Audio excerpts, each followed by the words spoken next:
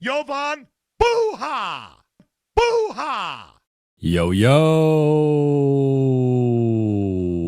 I'm Jovan Buha, Lakers reporter for Buha's Block, and welcome to another post-game live show. Lakers won 121-111 to bounce back on their 5-game road trip, improved to 1-1 on the trip and 8-3 overall.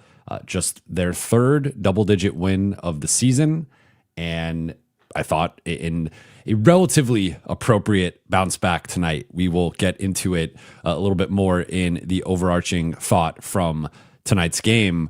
I almost jinxed it. I apologize. I don't know for those who saw, I put blowout win in the live stream title when I created it at the end of the third quarter.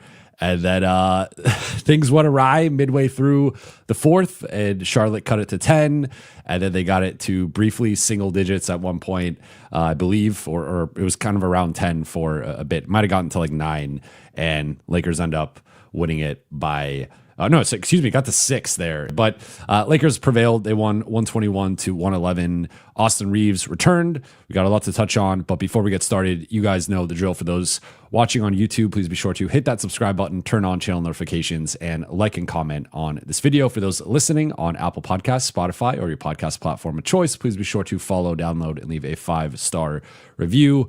Shout out to the chat. Shout out to the late night gang. What's up, everybody? All right, let's get into it. Let's see. Davion Parks, Jovan Buha killing it on CNN and Spectrum Sportsnet. Yes, despite not having my voice last week, I did both Spectrum and CNN. Really cool to be on two national platforms.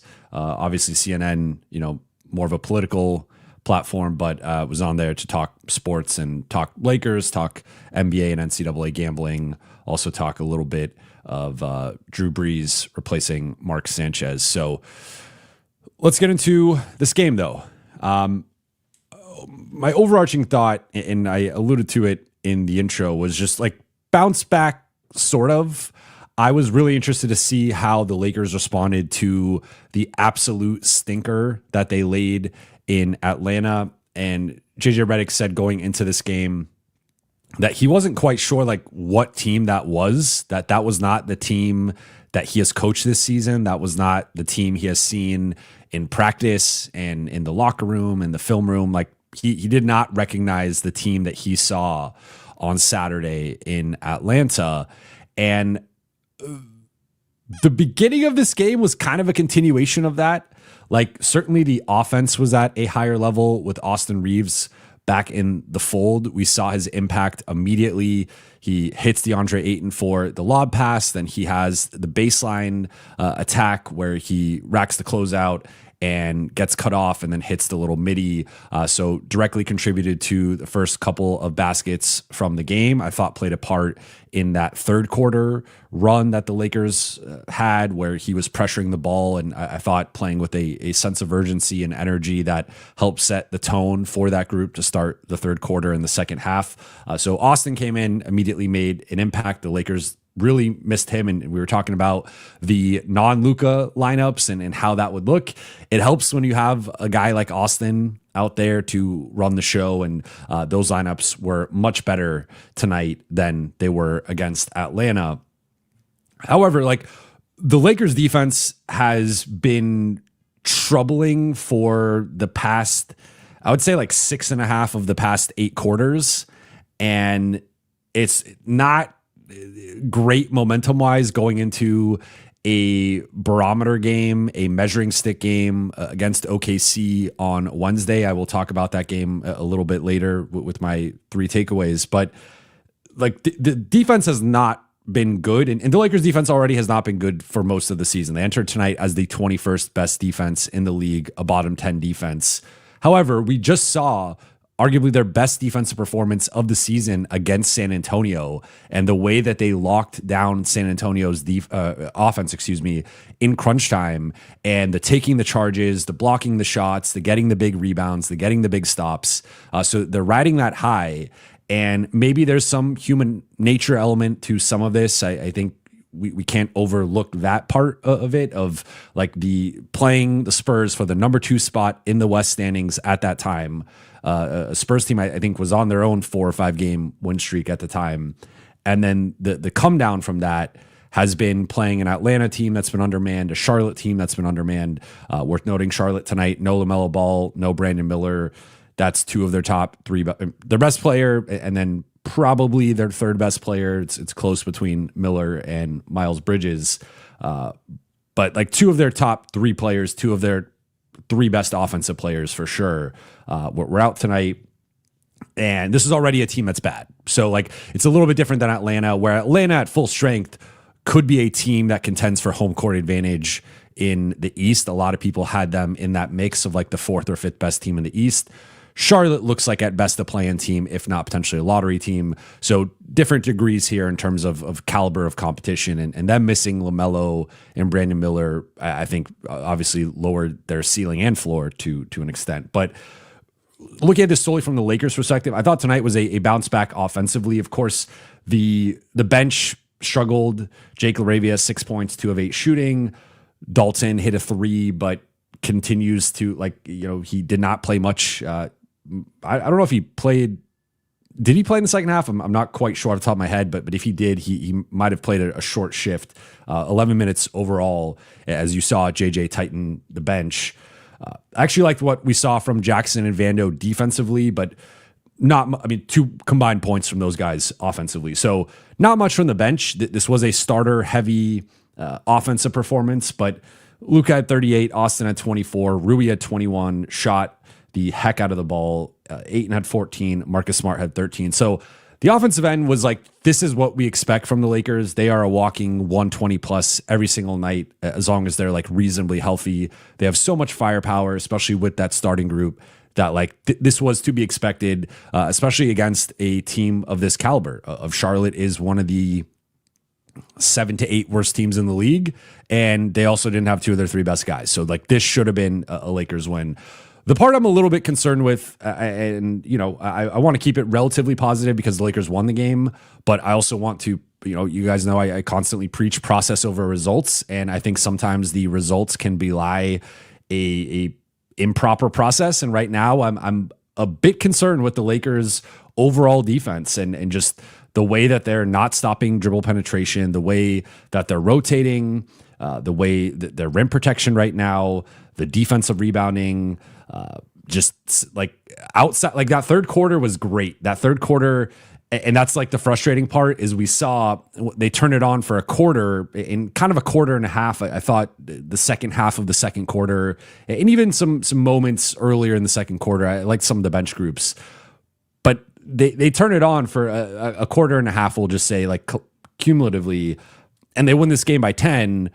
But you would like to see a little bit more consistency and a little bit more like put the foot on the neck and just like, okay, we had this stinker in Atlanta. Let's come out and win this game by 20. Let's blow this team out that's missing its primary ball handler. It's one of its primary wing scorers. Like let's have a palate cleanse. And I think that first half, and only being up by 2, it really was incredible they were up at all with how well Charlotte shot the ball. But, the way that they defended in that first half for the most part, and then the way that they let go of the rope in the fourth quarter, and this got a little tight, this got a little close, it was a bit disappointing. So, like, I do think there are elements of this that were encouraging. Like, Luka looked like Luka, Austin looked like Austin, Rui went on a heater, particularly in that second half, but that stretch in the third was incredible, and even made a couple big shots in the fourth to help keep Charlotte at bay. Marcus Smart was everywhere defensively. I thought he really set the tone in the third quarter, and he was the primary catalyst for that third quarter run and turning this into a blowout for part of the second half. But like the Lakers defense has not been in a good place, I would say, for 6.5 of the past 8 quarters. And I think JJ will have them ready for the OKC game, because you can't, there can't be a human nature element of that one of overlooking OKC. They are 10-1. They are the best team in the NBA. They're the defending champs. They are blowing everybody out. I think the Lakers will have the requisite like focus and energy and effort for that. But you would have liked to, I would have personally liked to have seen that momentum carry over from the San Antonio game into like a club. Like they should have blown out the Hawks and the Hornets. Let's just say like what it is. They should have beaten both those teams by double digits. This one was more of a free throw, contest at the end to kind of boost it up. But like Charlotte was within 6 with like 20 seconds left or something like that. So it feels like they played with their food a little bit too much the last couple games. Now a win is a win, and you take the result and you move on to OKC now. But I would like to see a little bit sharper focus and energy and effort and being more locked in. A lot of the things we echoed from the Atlanta game. This was not as bad as that, to be clear, but it still was not like that much better outside of, I think, again, parts of the second in really that third quarter. But I'm sure you guys will have plenty to say once we get to the Q&A portion. In terms of notable performers, have to start with Luka Magic. 38 points, 6 rebounds, 7 assists, 14 for 28 shooting, 5 for 15 on threes. So some quick math, 9 for 13 inside the arc.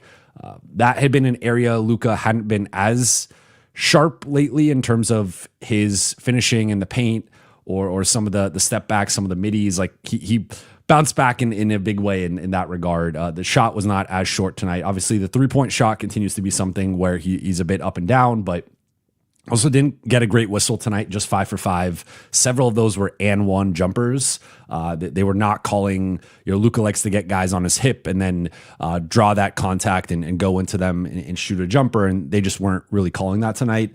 But I thought Luka was Luka. Like 38, 6 and 7 is going to somehow bring down his averages because that's how ridiculous his averages have been to start the season. But Luka was Luka, and I thought was part of some of the defensive problems in the first half, but was also part of some of the improved defense in the third quarter. Austin came back, 24 points, 5 rebounds, 7 assists, 2 steals. I want to touch on him a little bit more with one of the takeaways, so I will save my analysis for then. Rui, 21 points, 3 rebounds, 1 assist, 1 steal, 9 for 12 shooting, 3 for 3 on threes. Again, that the 3 threes he hit in the third quarter were pivotal because the Lakers were sputtering a little bit during that stretch, and then all of a sudden it was like swing, Rui 3, swing, Rui 3, driving kick, Rui 3, and that all of a sudden ballooned the lead to, it was around like 8 or 10, and I think at that stage it got up to like 15, 17 points. So some big shots from Rui. Also, when Charlotte cut it to 10 with about like 5-6 minutes left, he hits that, he attacks the closeout, hits the big pull-up jumper to stretch it to 12. So a lot of big offensive plays from Rui. I do think the defense he was a big culprit in that first half and has been a big culprit during this 6.5 quarter stretch of LA's subpar defense. Off ball, like Miles Bridges cooked him in the first quarter and really in the first half. And just his screen navigation, like you continue to see Rui is a big man. He is not a wing, and he is being miscast as a wing defensively. And I think one area he's really improved, and we saw this going back to like the Golden State game to start the season, his help defense on the perimeter in terms of shrinking the gap and applying help like directly on the perimeter, I think has improved, and that's been an area that's been encouraging. But in terms of his actual one-on-one defense and navigating screens and off-ball actions, I think he continues to get lost. He continues to be a step late. And so like this to me was an A to A plus offensive performance from Rui. It's hard to ask more than 21 and 9 for 12 shooting, but I would say like a C minus D plus defensive effort from Rui, and he needs to be better on that end. DeAndre Ayton, 14 points, 6 rebounds, and I think he had 11 and 5 against Atlanta. Offensively, starts the game with a lob. I think a lot of like he had the one time he got blocked and a couple of, we'll say, finesse finishes where he's getting stripped or blocked or kind of altered. I think offensively, he's not been as involved as he was going back to like the San Antonio game or going back to like last week. But the biggest area of concern for me over the past 2 games, I would say, has specifically been DeAndre Ayton and his defense. I think his rebounding has taken a nosedive. You see 6 rebounds in 33 minutes. So it's back-to-back games with 5 rebounds, 6 rebounds. Obviously, the Atlanta game, he gets pulled middle of the third, so the minutes and the numbers are going to be a little bit down. But I've been pretty disappointed with DeAndre Ayton's overall defense, the rim protection, the switches, the contesting shooters. I just think and especially coming off of the San Antonio game where he was so good on that end, and I said coming off that game, he outplayed Victor Wembanyama head to head. Like, he won that matchup. He had so many big plays defensively in the fourth quarter down the stretch of that game. He's just been not really there defensively the last couple of games. And again, maybe there's a human nature element to some of this where he put so much into the San Antonio game where there's been a little bit of a letdown or a come down from an energetic and focus perspective, and he just needs to get right going into this OKC game. But if he defends the rim and defends the defensive glass the way that he has over the past couple of games against OKC, the Lakers are going to get blown out. There's no way around it. They need a lot more from DeAndre Ayton on the defensive end, and I don't think he's been particularly good the last couple of games. I think Kalkbrenner, Diabate, and Okongwu all had stretches where they just out hustled him, out efforted him.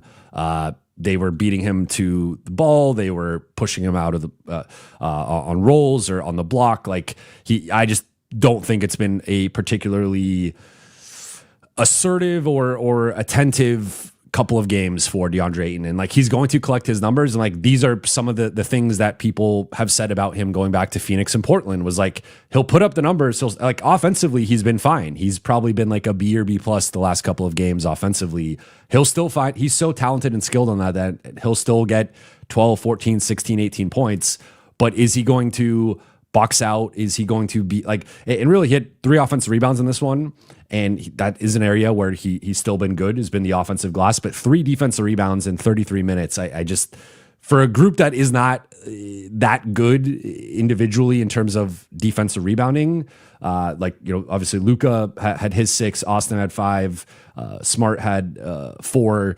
It was a lot of the guards kind of more egalitarian defensive rebounding approach, and I think Ayton needs to be better in that regard.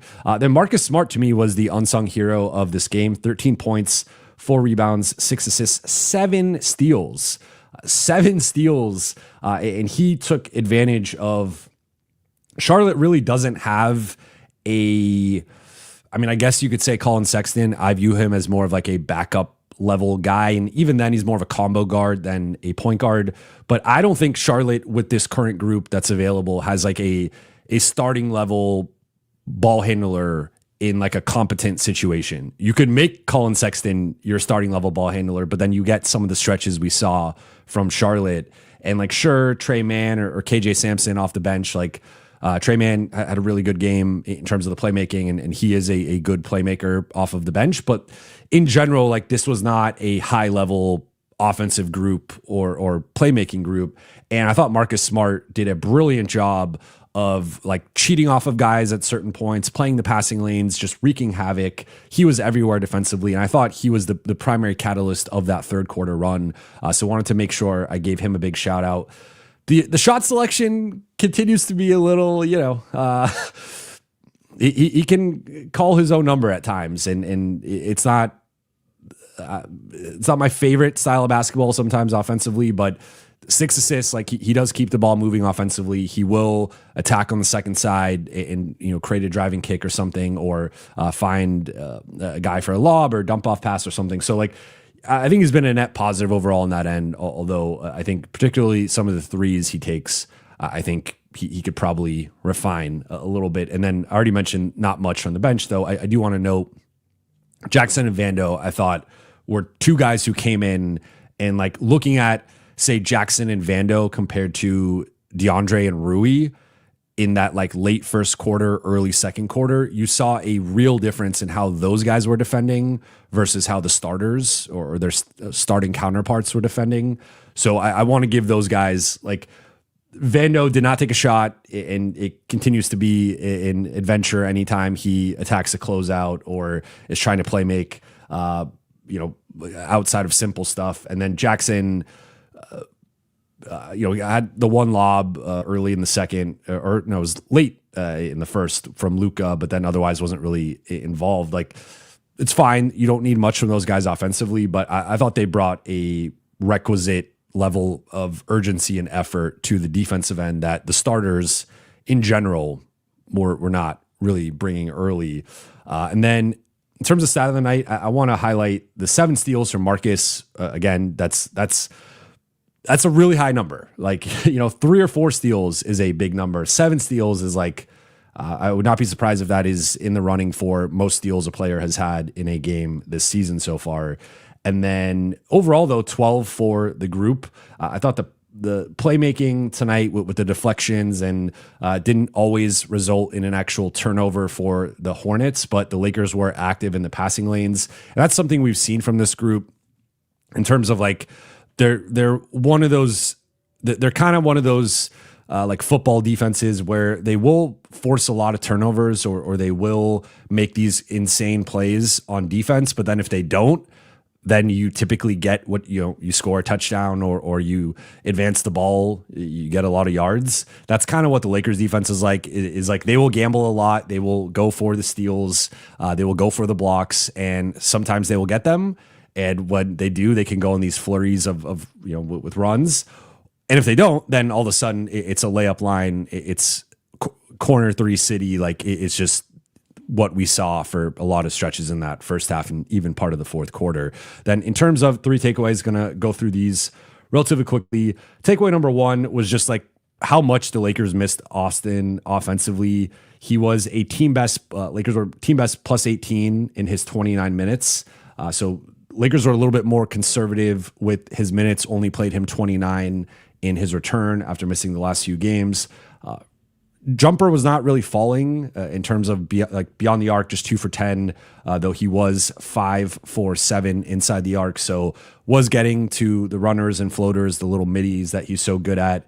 8 for 11 at the free throw line, which was more than double Luka's free throw attempts. So Luka was not really getting the whistle, but Austin was tonight. But I think this is a game that the Lakers probably don't win if Austin does not return, at least with the way that they played. Second leading scorer on the team, tied for the lead in assists. Like, they really needed him tonight.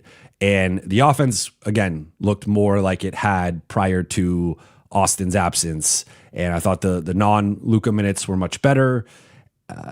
And so, like, I already have kind of talked about Austin. Like, we know the pace is such a big thing with him, where he is constantly foot on the gas in a way that Luka and LeBron and Marcus and Gabe are not. Like, those guys are much more deliberate half court type guys.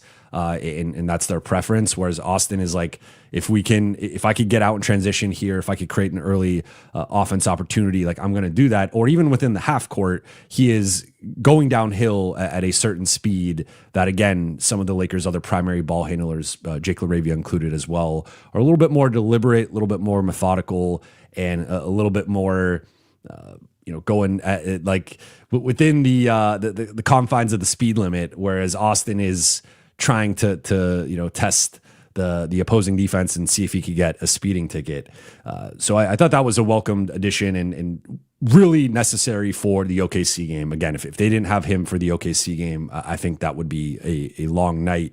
Takeaway number 2 is we got a couple of injury updates. So 1, LeBron is going to be playing 5-on-5 with the South Bay Lakers. He's going to be practicing with the G League team. So that is a big step in LeBron's return to play protocol. And that does put him, I don't know if he's able to return. It doesn't really make sense, I think, to bring him back on this trip, but could he be back for that home Utah game? Or again, then they have 4 days off in between the Utah game and the next Utah game. But it does look like it's trending toward LeBron returning next week and then playing either that first Utah game or the second Utah game, or maybe both of them. So I think that's a really encouraging thing. And then Adou Thiero, JJ Redick is hopeful can make his season debut at some point on this trip. I would be surprised if it's the OKC game, but they do have the back-to-back to close out in New Orleans and Milwaukee. So maybe he makes his debut. I think I saw one tweet about it that seemed more optimistic. And then the second tweet that was a little bit more like JJ's hopeful. So hopeful does not mean it's going to happen, but hopeful does mean there's a possibility. We'll see if he's able to make his debut, but I think that's something that the Lakers could use, a jolt of energy, a jolt of athleticism. I've tried to temper expectations with Adou Thiero based on him missing most of the last 8 months due to this knee injury and being in and out of availability, not playing in summer league, not playing in the most of the training camp, the preseason, the start of the season. I think it's tough to throw in a second round rookie who's missed about 8 months to just say like go play like meaningful minutes. I think they will ease him in and he will likely have a small role. Whether that can ramp up will be determined by his defensive performance, how his jumper looks offensively, and just overall how he is able to grasp concepts on both sides of the ball and also just acclimate to the NBA game, right? It's always a process for a rookie, and it's very rare to see a rookie just thrown into the fire and immediately pick things up at a very high level. So I'm not saying it's impossible, but I want to have realistic expectations for Adou. JJ's called this a development year for him multiple times. If we just take that at face value, that does not indicate a guy who's going to be a rotation guy, but we will see how it all unfolds. And then takeaway number 3, I wanted to quickly preview the OKC matchup because I was going through some of the numbers with OKC, and it is an interesting chess match between these two teams. So the skinny on OKC is they are, of course, the defending champs, 10-1. They are number 7 in offense, number 1 in defense, number 1 in net rating. Not a high assist team. They are a more ISO heavy team, and that is led by Shea and to a lesser extent Chet. But they are a team that takes care of the ball at a very high level. They also rebound the ball defensively. So I think that the biggest thing I'm looking at for the Lakers and how they stack up against OKC in general, but like this particular matchup, obviously, because no LeBron for the Lakers, no J-Dub for the Thunder. So both teams are missing their second best players, their second most important players, and it's not really the full picture of how these two teams match up, but it is the full picture of how they've matched up, up to this point in the season for the most part. So there will be some things to take away for sure. But OKC typically wins the possession game. They are among the league leaders in turnovers forced, in steals, and in blocks. They're also one of the better defensive rebounding teams in the NBA. And then, so if you look at just their pure field goals, they're averaging almost 9 more shots per game than the Lakers. Part of that is the discrepancy in free throws, where the Lakers are averaging, I want to say like 4 or 5 more free throw attempts per game. So that's like an extra 2 or 3 possessions that maybe we'll say you slice that off, and it's more like a 6 or 7 possession or shot attempt advantage to the Thunder. But when you look at the rebounding and the turnovers, OKC is getting up about 6 to 7 more shots. And the Lakers are actually playing faster than OKC, so it's not a pace thing. And I did normalize per 100 possessions there. So OKC is a team that typically wins, if not dominates, the possession battle.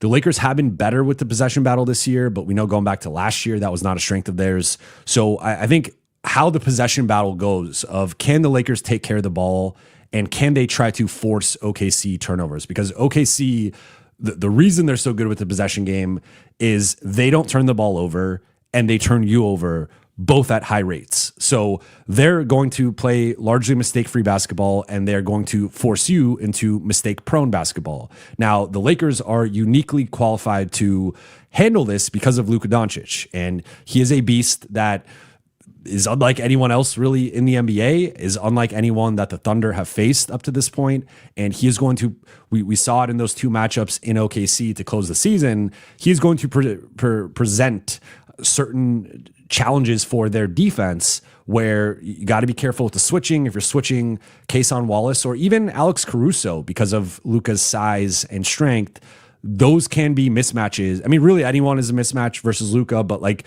this is another also a matchup where I think they're really going to miss J-Dub. I think J-Dub is just a bigger body that you would rather have on a Luka or an Austin that they're not going to have in this game. However, from the Lakers side, I think they're really going to miss LeBron. And this is going to be a matchup where LeBron's defense and communication and having that third, or second or third guy, whatever, offensively with Luka and Austin, I think would make a big difference in this matchup. But the big thing for me is going to be the possession battle and how can LA keep it close. I think if they could keep it close, they should score at a high enough level with Luka and Austin to make this a real game. And then it just comes down to crunch time execution, where the Lakers have been one of the best teams in the NBA. If they lose the possession battle dramatically, if OKC is getting offensive rebounds, if OKC is keeping them off the free throw line, if OKC is forcing turnovers, that's where I think that the rope can get away from the Lakers, and all of a sudden it's a 15, 20-point deficit. So I think it's going to be a really fun game. Certainly the biggest barometer / measuring stick game of the season. This is the best team the Lakers have faced by far. They are not playing their best basketball going into this matchup, but I think I would be stunned if the Lakers came out with the same level of energy and effort and focus that they've had against Atlanta and Charlotte. If they do, they will lose by 35. They will get absolutely run off the floor. I don't think that's going to be the case. I think they are going to come into this game with a level of focus and effort and energy that we saw similar to the San Antonio game, similar to the Minnesota games, in some of the other games that they played earlier in the season. So I think they're going to come correct in that regard, but it's ultimately going to come down to, in my opinion, OKC is going to press, they're going to zone, they're going to muck things up. They have some of the best defenders in the league. Mo Dakhil and I were talking about it last week. You could jokingly put half of their rotation on an all-defense team between Chet and Kayson Wallace and Caruso, J-Dub when he's back. Even Hartenstein is a really good rim protector. So they have incredible defensive weapons, to say nothing of like a guy like AJ Mitchell, who just is popping off their bench, averaging 17 a night. That's a really tough team, and it's obviously the team. It's the standard, and I'm really one note too, and I haven't said this yet. I'm surprised it took me this long. I am going to be doing playback for that game, so I will be going live on YouTube and on playback with my live play-by-play and reaction to that game. So if you guys are interested in hearing my live thoughts as the game is unfolding, I will be doing that on Wednesday. But with all that said, let's get into the Q&A here. See, we got a couple of super chats. First one from Gabriel. Thank you for the super chat. Would you trade Rui, Gabe, Dalton, and inherit Jeremy Grant's contract in exchange for Toumani Camara? Wow. Well, you'd have to throw in the first, the second, and probably a pick swap, if not a couple. But yes, I would inherit Jeremy Grant. So Jeremy Grant's been a popular name in here in terms of a potential trade target. I've been on the record. I am not a fan of LA taking on his contract because of he's got 2 more years at, I believe it's like 32, then 35 million, something like that. Just too high of a number in 2025 and beyond to take on for a guy who I think is more of probably worth half of that if he was a free agent on the open market. To me, he's more of like a non-taxpayer mid-level guy, and that's based on him keeping up a lot of what he's done to start the season. He's been awesome off the bench, but part of the success has been a reduced role for him and him coming off the bench rather than starting, and then also him shooting unsustainably well, which I don't think is going to hold up. So I am against LA taking on Jeremy Grant's contract. However, Toumani Camara, if we are just ranking like, throw salary aside, throw like realism aside, and it's just who is the best possible player to fit next to Luka and Austin in a starting group and a closing group, and just in general. Toumani Camara is on the short list. Like, he's in the top 5, if not potentially the top 3. You can maybe even make a case for him at the number 1 spot. Like, I would really have to, and maybe that's like, a mailbag question or something that I do at some point, but you would really have to break down, him versus like a Herb Jones or some of these guys who are the all defense. Like, Kamara is a better shooter than Herb. He's also been healthier than Herb. So I'd probably rather have Toumani Camara than Herb, despite Herb obviously seemingly having more stature or just being more established. Like, Toumani Camara is a beast. And I think he's also a little bit bigger than Herb, a little bit stronger than him. So that's probably pretty close. But I think with the shooting and the overall just like size component, Toumani's a little bit bigger. I would lean Toumani. So there are not many things that would get me to take on Jeremy Grant's contract if I'm the Lakers. Toumani Camara is one of them. To be clear, I do not see Portland doing this. I don't think the Lakers have enough to trade for Toumani Camara. I think it would have to be, if it was some sort of package like this, it would probably have to be 2 firsts in addition to what the Lakers are giving up.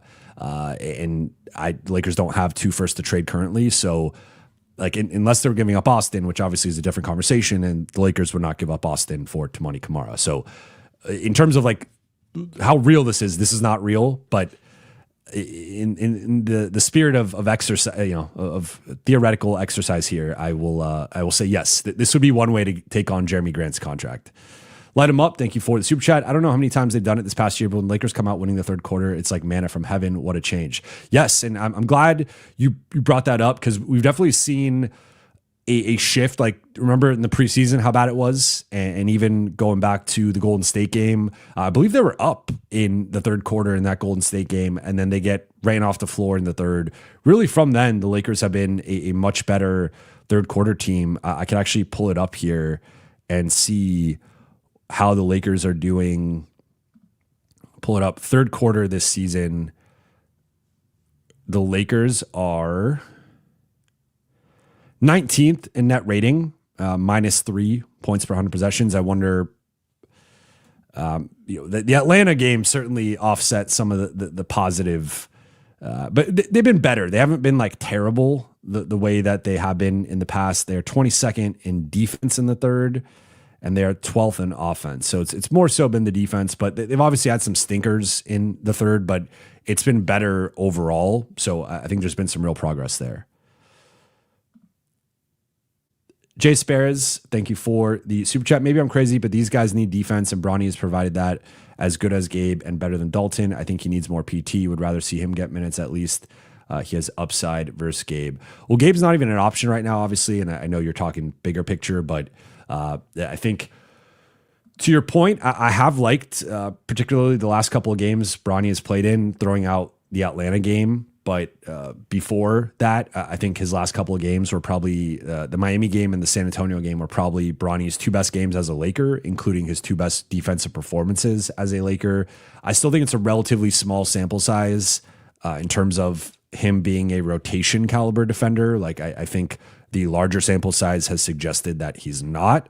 Now, you obviously want to leave some room for growth and improvement with players, and I think he is worth throwing out there, and tonight did not play, but could be a guy that, like the New Orleans game, I think could be a really good opportunity for him. I would not play him against OKC.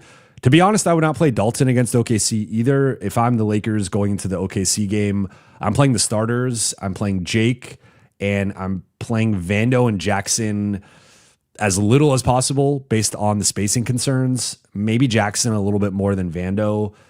Vando, I think you got to give him a couple of shifts on Shea and stagger the minutes to where when Shea's with OKC's bench, Vando's out there against him.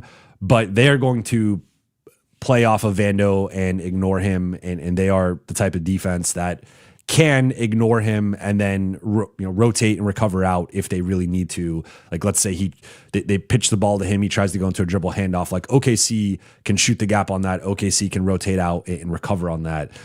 They are that quick and fast and athletic, and that's going to be a component that the Lakers have to overcome. But honestly, like going into the matchup, it's like the starters and Jake, and then after that, I get a little shaky in terms of playing at like this level against the best team in the NBA, who is just buzzsawing everybody right now. But you obviously have to play more than 6 guys. This is not game 4 of the first round, so I think the Lakers will probably go 8 deep. I would not throw Dalton out there. I don't think he's ready, and I don't think he is looked that good over the last.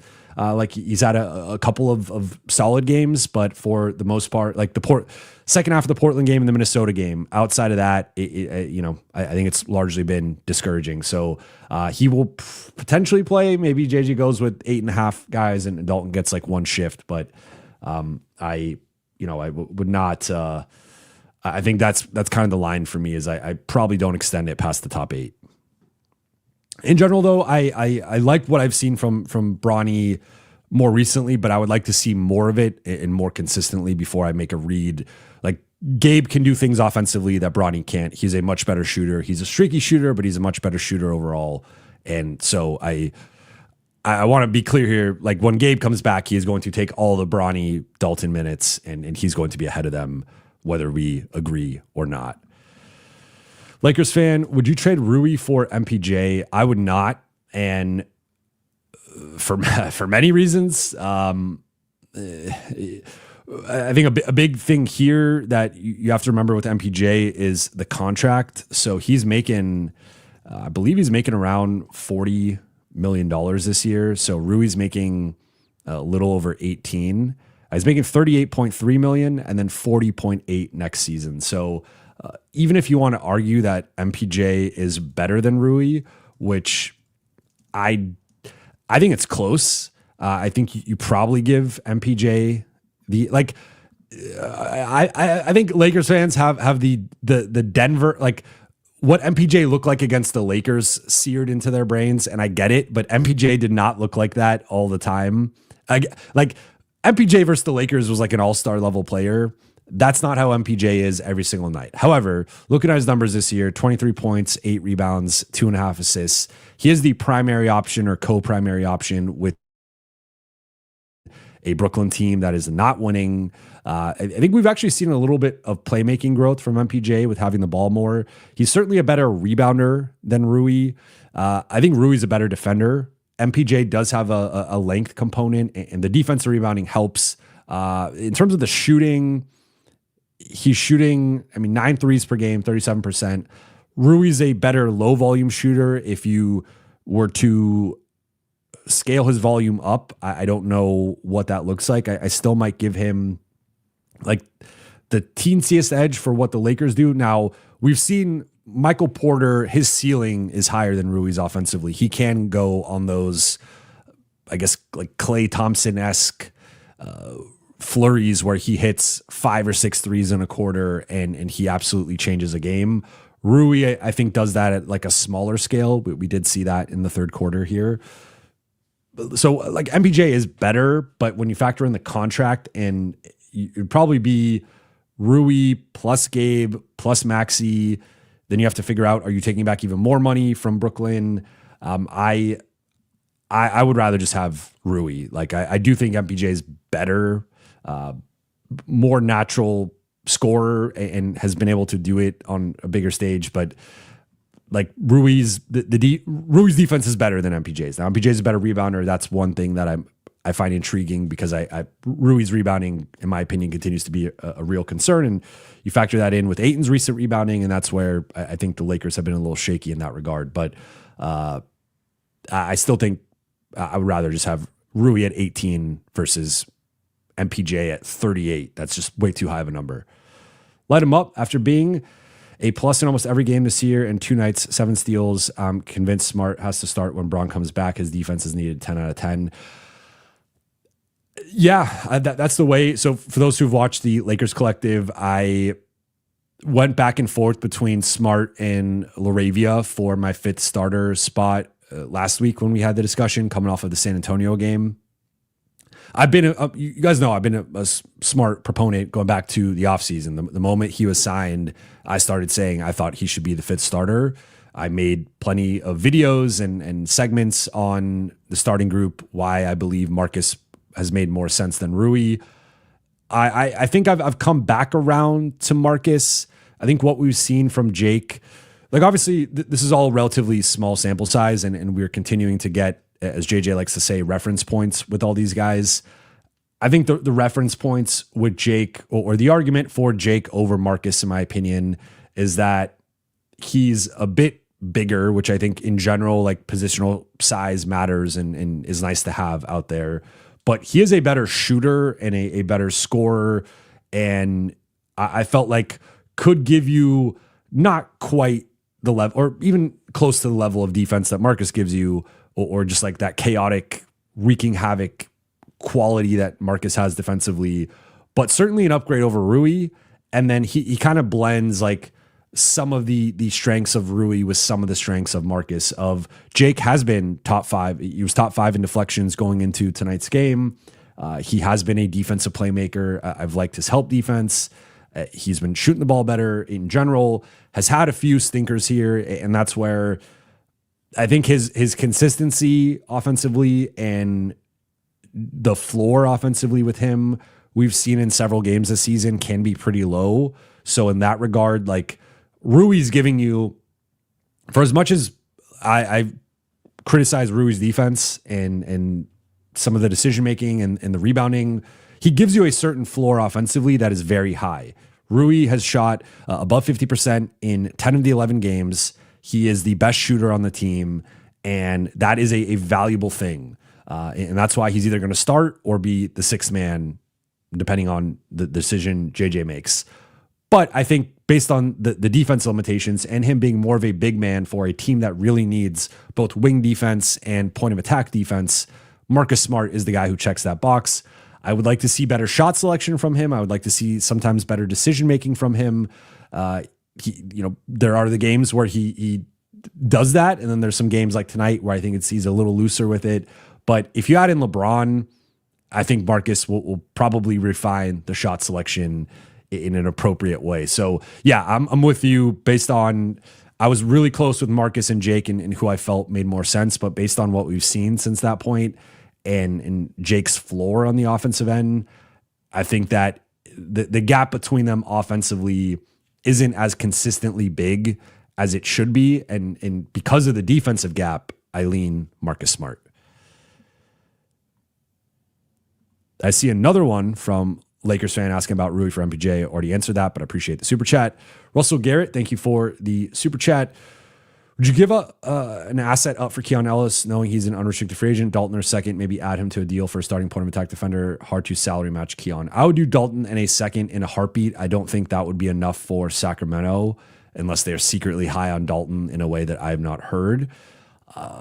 Then I think Dalton in a first is too much to give up for Keon Ellis. Despite, like, we could argue in a vacuum it's worth it, but I think the thing I've said before is, like, ideally the Lakers find a player who is a clear step up from Marcus and Vando in terms of, like, total impact and game, and, like, at a similar level, at least a similar level defensively, but maybe he could do a lot more offensively. Like, maybe he's a more stable and consistent offensive player, stable and consistent shooter, and brings some of the elements that, like, that's where I think Wiggins and Brooks meet that threshold of.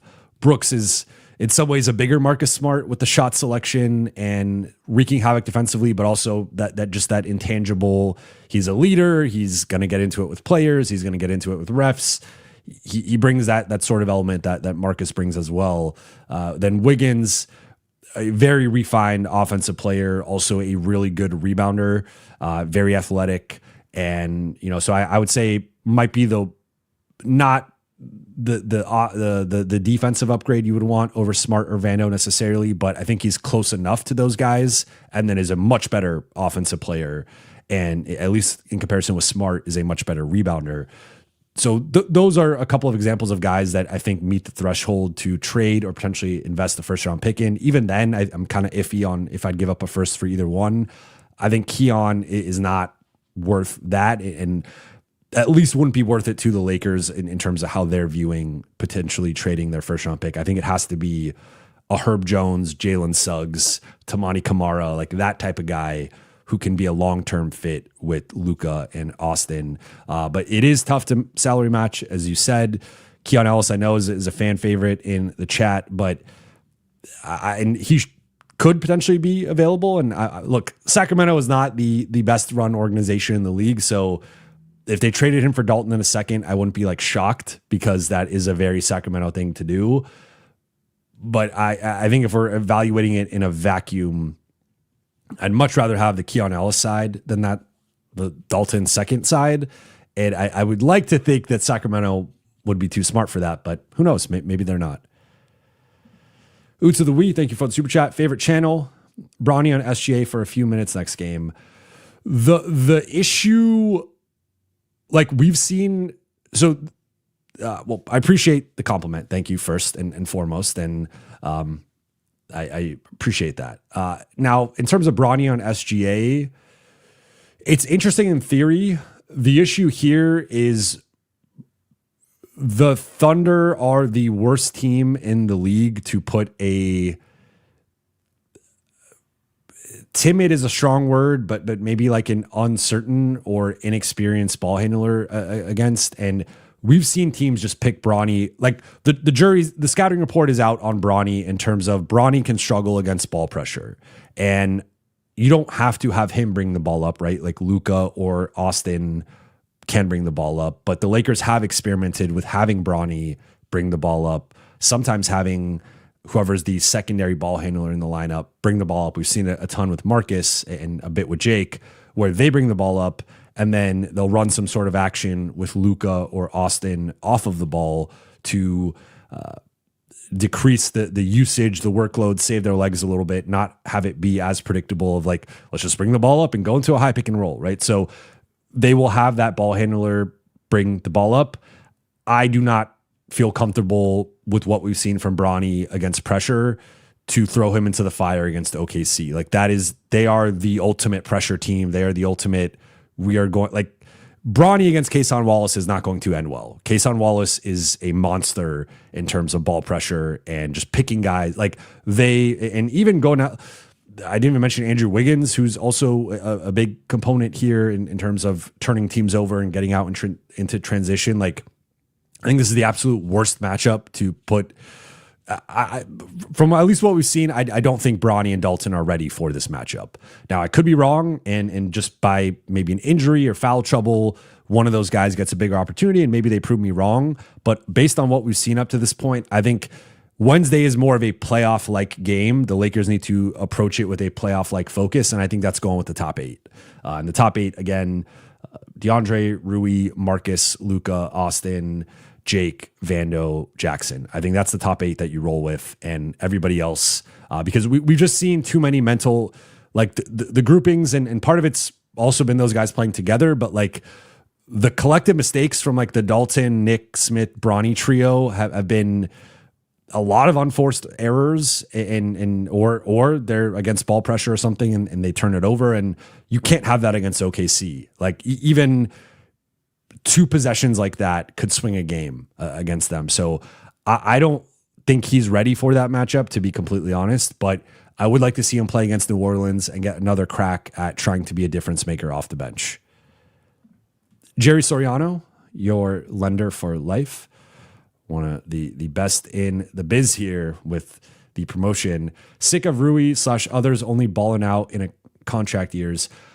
I don't know if I would agree that Rui's only balling out in a contract year. Like certainly one of the factors that has benefited Rui to start the season has been LeBron being out and there just being more usage to assume offensively.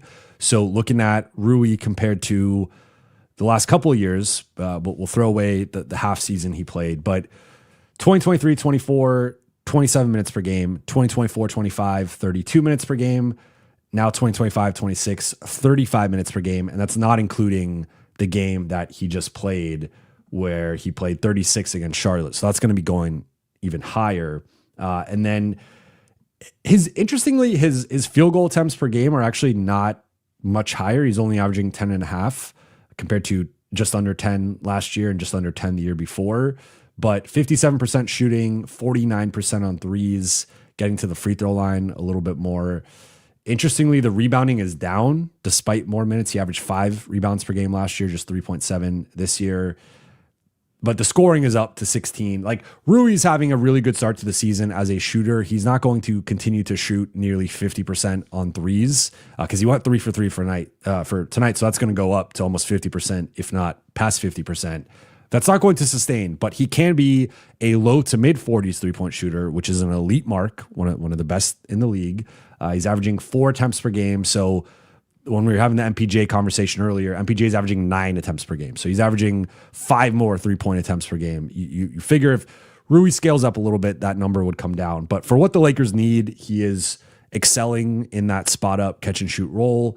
The defense, I think, has largely been below average. The rebounding has been below average for a power forward, despite playing up a position really this year. He's actually rebounding worse, which I don't really get. But I think there is an element of like guys play better in contract years because your contract is on the line, and that I think has actually worked in the Lakers' favor to some degrees. Like DeAndre Ayton's in a contract year, Marcus Smart's in a contract year, Jake LaRavia isn't in a contract year, but he's sort of in a double contract year where he's trying to show, improve himself and establish himself what he could do. Austin's obviously in a contract year. Rui, as you aforementioned, like that's an element for sure, but I don't think like there is data that guys play better in contract years. So there's something to that. I'm not going to deny it, but I don't think it's the only reason. Like I think part of Rui's success is he's getting more shots and he's starting and he's playing more minutes, and that typically leads to better numbers. Now, I think the shooting will come down at some point. I would like to see as the minutes go down, the shooting goes down. I'd like to see more in the defensive end and more in the rebounding. But I mean, look, if you're the Lakers, you ride this out, right? Because if you have half your roster is in a contract year, that should be a good thing, right? And these guys need to play well to get their next contracts. Like that could be a net positive. Jay Jetter, thank you for the super chat. Dalton, Maxey, Thiero, first round pick, and a swap for Herb Jones. Thoughts? I would do this. I don't know that New Orleans does this, but maybe. It depends how they view Dalton and Thiero. You're getting Dalton and Thiero longer term, plus the first round pick and the swap. You're getting the expiring contract of Maxey. I assume, off the top of my head, that the money should be relatively close here.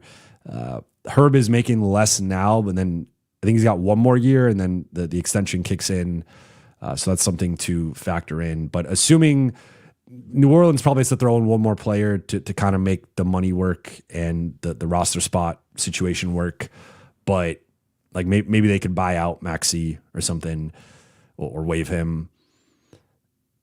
But I mean, I would do this in a second if I'm the Lakers, because Herb Jones, like you're keeping Rui, you're keeping we just talked through like the top 8 guys going into Wednesday in OKC. I throw in Gabe Vincent as the 9th guy, regardless. I know some people are down on Gabe, but like he's going to be in the top 8 or 9 with this group. I mean, he was starting before he got injured, so I don't even know if I'd rule that out. I probably would, but he's going to be a big part of the rotation. So we just mentioned 9 players that are not being traded for Herb Jones in this scenario. So if you just take those 9 and drop Herb Jones into it and move Marcus or Rui to the bench, and then your bench is you're starting Herb Jones and you have Marcus Smart, Rui, Jake, Vando, and Jackson. That is an elite top 10. And I think that's a group that can, like, basically just adding Herb Jones for almost nothing in terms of immediate rotation. That's a home run. And then, I mean, yes, you are giving up Thiero and his potential. You're giving up the first, you're giving up a swap, which I think is fine because the Lakers will project to be better than New Orleans for the foreseeable future. So it's really Thiero and a first in some ways for Herb Jones. I think that's a no-brainer. Like you are, if you're the Lakers, you are hopeful that Thiero turns into a Herb Jones type, but there's no guarantee that he does, and he probably is at least a couple years away from that, whereas Herb Jones is already closer to his prime and fits with the Austin Luka timeline. Now, my understanding of what New Orleans is looking for Herb Jones and Trey Murphy is probably starting at around a couple second-round picks. However, a couple first-round picks. Let me be clear before I get aggregated. A couple first-round picks. However, they did do the Atlanta trade, and after the Atlanta trade, you can't rule anything out with New Orleans and this front office and how they view players and how they view assets. So I guess anything is possible. I would say it's unlikely in that they'd probably want more for Herb, but like a couple factors here too could be how do Thiero and Dalton perform over the next like couple months, right? Because I believe Herb can't be traded till the 14th or the 15th of January, maybe the 14th with his extension restriction. But if Dalton and Thiero both play better and like rehab, or with Thiero, it's not really rehabbing his value, it's just like bolstering his value from where it is as like a second round pick. With Dalton, it would be rehabbing his value. If those two guys can improve their value over the next couple months, that maybe makes this a more competitive package. But if we're being honest from a New Orleans perspective, you're doing this because you're getting the first round pick, you're taking a swing on the swap, and then you're also hopeful that Thiero can grow into a rotation player in the future. But might be a little less than what New Orleans wants. Jay Spares, thank you for the super chat. I think you advocated for this. JJ needs to pair Luka with Hayes more and Austin with DA. Also, will Maxey get in rotation? You're the man, Jovan. Appreciate that, man. Appreciate you.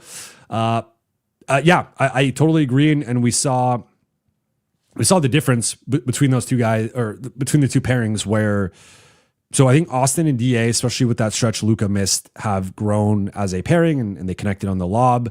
Then you had the two polar examples for me were Jackson comes in, immediately gets the lob from Luka, which the Lakers love going to that pet action where they, that one is a little bit different than the typical just Luka Jackson high pick and roll, but they get Jackson downhill. He gets the lob, comes off a screen and gets the back lob from Luka. So those two are like in sync. It was Jackson's only basket. Like Jackson still offensively outside of his playmaking in the short roll. His primary thing is like, he's just an elite athlete, an elite finisher. He has one specific thing he excels at greater than like 99% of the NBA, and that is catching lobs and dunking them. And he happens to play with three of the best passers in the NBA and two of the best passers of all time in Luka and LeBron. And he and Luka in particular are in sync with their lob connection. Then Austin and DA again have been developing that. But with Austin and Jackson, we saw there was the one play, I'm forgetting, it might have been in the second quarter, where they are running a two-man action, and Austin and Jackson just completely mistimed the lob. Jackson jumps immediately. Austin waits a beat too long, throws it up, and it gets intercepted and does not connect with Jackson. So I just think that there's more of a natural pairing with Luka and Jackson and Austin and DA. I think another element of this is Austin can struggle with lob passes. I think he's gotten better at it this season, but it's not like a strength in his passing package per se. Like when the Lakers, they will sometimes create these obvious like wide open lobs that Austin can make, but like passing in traffic or passing through the trees, that is much more of an advantage for Luka than it is for Austin. So I do think there's a natural pairing there with Luka and Hayes compared to Austin and Hayes. And then Austin and DA as two guys, like I think Austin likes throwing the pocket pass a little bit more than Luka does. I think Luka's started to implement it more and is obviously capable of doing it. But I think that kind of quirky rhythm and pairing with Austin and DA, we saw in the Portland game, we saw in the Sacramento game, like that was difficult in the Minnesota game. That was difficult for those defenses to handle. And I would like to see more of that with some of the second unit groupings, and then more Luka and Hayes, because Luka just wants to throw it up, and he's so good at getting you in that cat and mouse game in the pick and roll that if you hesitate at all, it's a lob to Jackson. Jackson's finishing it. With Austin, I don't think it's quite the same. So just because of the subtleties in their games and the way they are passing in two-man actions, I like Luka and Hayes more and Austin and DA more. And I think it also gives Austin a little bit more of a safety valve where if he does need to just like the offense, for whatever reason is stagnating, let's just dump it into DA. Let's get him a post up. Let's get him a deep seal and get him a touch and let him go to work. Where with Luka, the failsafe is just Luka. And Austin, of course, has developed, obviously, he's one of the better isolation players, one of the better pick and roll players in the league. But like with Luka, Luka doesn't need offense. He just needs to just do his thing, and he will create a step back. He'll get downhill. He'll get someone on his hip. Like there are more outs with Luka handling the ball. In terms of Maxey, obviously did not play tonight. And let me just double check. He was a DNP CD, so I think at this point, Jackson is in the driver's seat for the backup center spot. I think that there might be some matchups that make sense for Maxey. I think based on the Atlanta game and how that went, they really wanted to tighten the rotation tonight. They only played 9 guys, and they wanted to win this one. I think against OKC, doesn't really make sense to play him, but against New Orleans and Milwaukee, those could be a couple matchups where when New Orleans, it's like a lesser opponent, you should blow them out. Front end of a back-to-back, you want to put things away. maybe Maxey plays. And then against Milwaukee, it could make some sense to go to a double big lineup where I've argued Maxey makes far more sense in a double big lineup next to Ayton or Hayes than like Ayton and Hayes make together. Now, maybe that also makes some sense against OKC. I think, again, like Maxey just hasn't played enough to, I think it's kind of doing both him and the team a disservice to throw him into the fire against OKC. So I think they tighten the rotation, but moving forward, I would like to see them experiment a little bit with the two big look and what that looks like. Braden, thank you for the super chat. Hey, Brate, are you feeling better? I wasn't here last stream. Love when Rui plays like that. I am. My voice, I feel better than my voice sounds, but my voice is still a bit nasally and a bit under the weather. So hoping by, I'm podcasting tomorrow, so I'm not, no days off here, but podcasting tomorrow, and then, Wednesday will be the national show, and then playback, and then going live with Lakers Thunder. So, I'm feeling slightly better, but regardless, like it's full stop once the season starts, and no days off. So just chugging along, trying to rest a little bit, drink some tea and whatnot. Rui was great offensively. I think he swung big part in swinging the game in the third quarter. I thought it was Marcus on defense, Rui on offense. Of course, Luka and Austin doing their thing, but like we've come to expect Luka and Austin to put up certain numbers offensively. Like those two guys are just as consistent as they come. Luka, especially. I mean, Luka, it's crazy that like for most players, 38 is a career night. 38's like a great night. For Luka, again, it's like bringing down some of his averages. It's just absolutely insane what he's doing, and we should not normalize it because it is not normal. Luka is special, but I appreciate you tuning in for this one. Oots of the Wee, thank you for the super chat. Although not as good as OKC, Portland's defensive ball pressure is really good. Bronny played surprisingly well against them. That's why I threw out Bronny. That's a fair counterpoint. Like I think that the difference, it's not just the ball pressure, but it's also like OKC is a very good offense, and Portland is better than you would think offensively, but not. It's just, I think every possession really matters at a different level against OKC. And I just think for as much as Bronny has played better, I don't think I don't know. I mean, look, maybe they try it, and maybe they try it. I think at this point, like JJ, we know JJ is going to look for any advantage he can, and he's going to have a shrewd game plan going into the game. JJ is incredible in these like one-off, I need to game plan for this team. We saw it so many times last season, including against OKC in those two games in OKC. So I wouldn't rule it out. I just think based on Bronny not playing tonight and JJ having a bit of a quicker hook in general with the bench, like this was not a playoff like rotation, but this was we need to win this game. I'm going to play our best players, which tonight were largely the starters. I think he's going to have a similar approach against OKC. So clearly, like Dalton is the ninth man right now. It's not Bronny. Again, maybe that changes against OKC, but I think realistically, Bronny is going to be a DNP CD. Danica, as things stand, what do you think is this team's ceiling? Thank you for the super chat. I think this team could win the championship. And as things stand, I'm going to take as like not making a trade.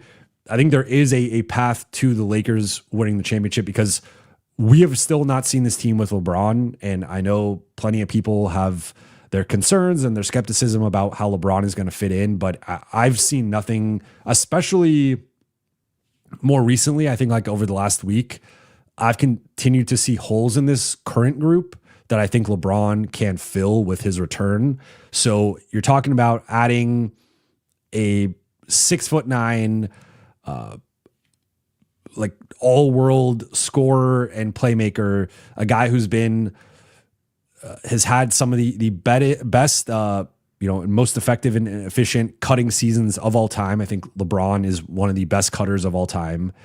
Remains an elite finisher around the basket. So like that's always the crazy thing with LeBron is LeBron could be going full speed and he has the control and the agility and we don't really talk about his deceleration, but he can decel in a manner where he's going full speed, then he stops and he just lofts the ball in a way that like looks so simple, but so many guys cannot do that and can change gears at that rate and with that force and that power. But the cutting, the finishing, and also this guy's been a 40+% catch and shoot guy the last 2 years. Like that's where I just, even if LeBron is not going to be only an off-ball player with the Lakers, but even if we were going to, if that was the plan, if JJ comes out and says LeBron is never going to handle the ball, he is only going to be a big man, he's only going to be an off-ball player, well, this dude can post up, he can cut, he can pass, he can finish at the rim, he could also finish in the mid-range, he could finish elite catch and shoot guy over the last couple of years. Like, I think that guy's going to help. I think that guy's, especially if it's like affecting the Vando minutes or affecting the LaRavia minutes or the like right now it's probably just simply cutting Dalton from the rotation and maybe a little less Jackson, a little less Vando, a little less LaRavia, and maybe like collectively also Rui and Smart. LeBron's better than all those players. And yes, those guys might individually do certain things that are better than LeBron in like a very specific category or thing.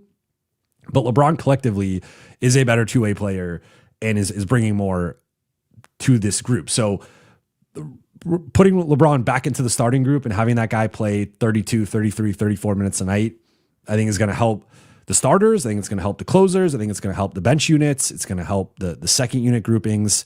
I think he and Austin should be paired together, and Luka gets his bench-led lineup with maybe like Rui and Jackson as like the fulcrums of the group, where you could kind of rotate that other guy, but it's like we're going to run a bunch of Luka, Jackson pick and roll, and Rui's going to be spacing and occasionally getting his number called for maybe, we don't really, they don't really run ISOs for Rui, but you get what I'm saying. So yeah, I mean, I think there's realistically, like, so my prediction going into the season was the Lakers were going to be the 4 seed and they were going to lose in the round 2 to OKC.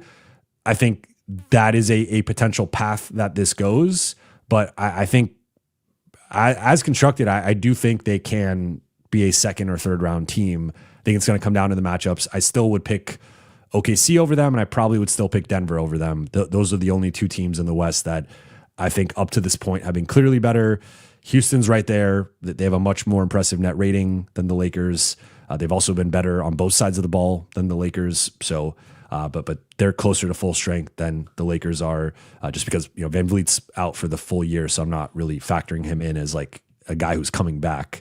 And then Golden State, Clippers, Timberwolves there's a big gap in my opinion between the Lakers. Like Golden State's close, but their injury stuff and the age, I think in terms of regular season, I think the Lakers have a higher ceiling right now. But I would say probably losing to like OKC or Denver in round 2. But if they beat one of those teams, like I think they probably need to make a trade to go to a different level. But we'll see.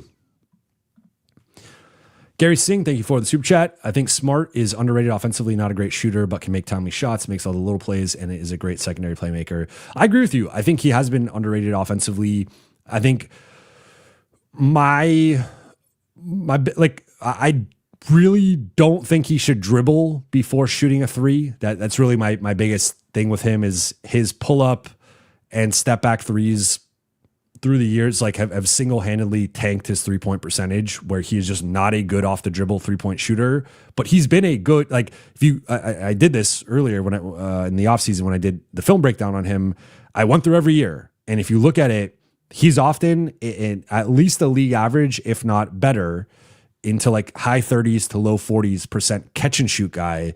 But his pull up threes and off the dribble threes single-handedly tank his 3-point shooting to the point where he's like 32% is like a good off the dribble 3-point shooting season for Marcus. He's often in the 20s.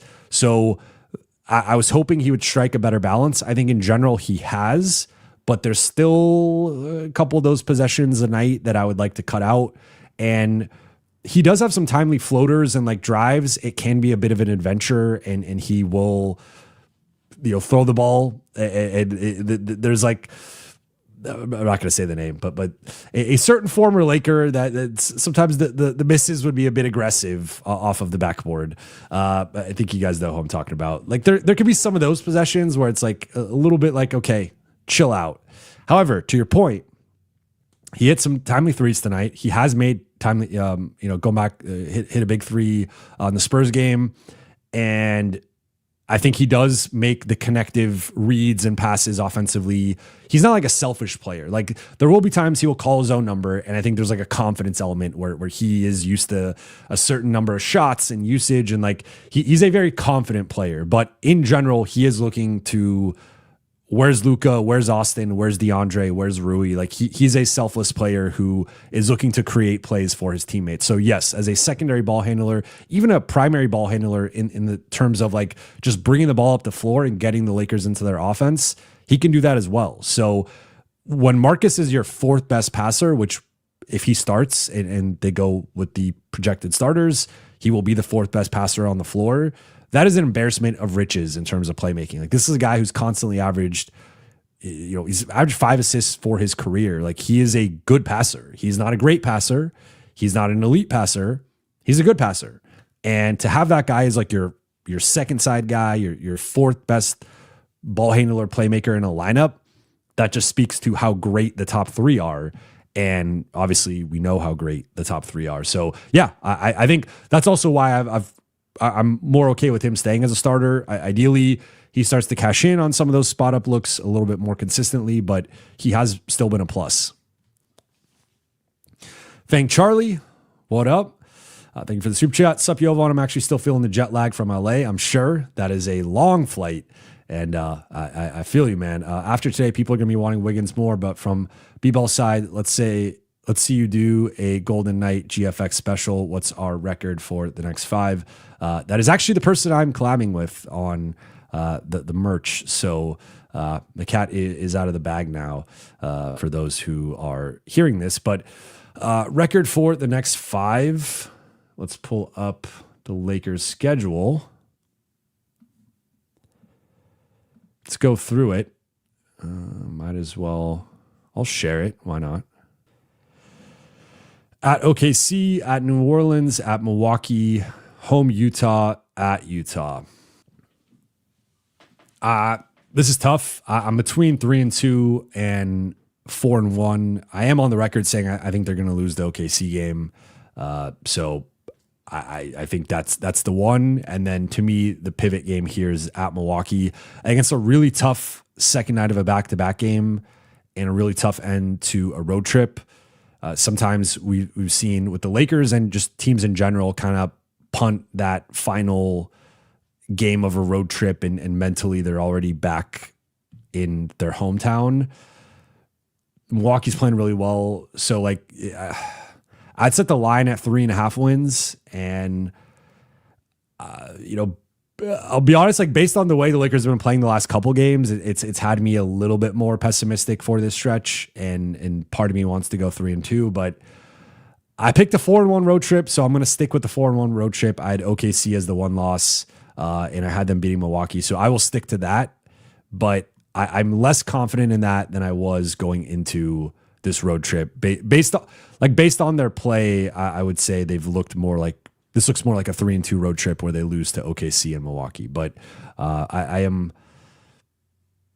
will stick with my original prediction of 4-1. So let's go 4-1. All right. Going into the chat here, going to go about 10 more minutes. So if you guys have questions, let's get into it. Mitch Potter, Utah is always a trap for us every year. I don't know why. And to that point, that will potentially be LeBron making his return in one of those games, which like will be like, for as optimistic as I am about LeBron ultimately fitting in and like, I think a lot of people are overthinking it. Like, I will acknowledge there will likely be some sort of adjustment period where, everyone's usage is going to change to some degree. And so it would be very Lakers to have like, remember the loss they had right after the Luka trade in Utah going into the All-Star break. Sometimes those things happen and so at Utah, I guess could be a trappy type game. Lakers should win that game, but certainly possible. Mistra, thank you for the question here. Jovan, do you think Luka is playing too many minutes? I do. Of course, he's great, but shouldn't have to play damn near 40 minutes. We need to alleviate it better until LBJ is back.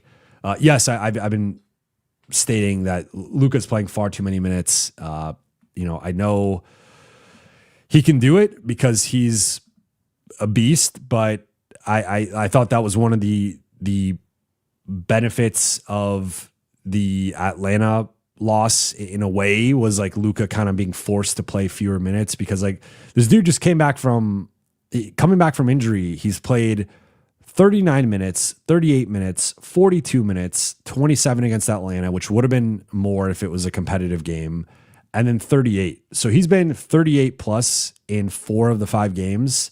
That is far too many minutes for Luka. I've said he should be, I'm not saying like load manage him. I'm not saying playing him 30 minutes a night, but he should be somewhere in that 34 to 35 minute range consistently. I would think that is what the Lakers will do once LeBron is back. But if they keep playing him in the 38 to 40 minute range, I just don't think that is a sustainable approach to his minutes and workload. I don't think that is setting him up for success come playoff time.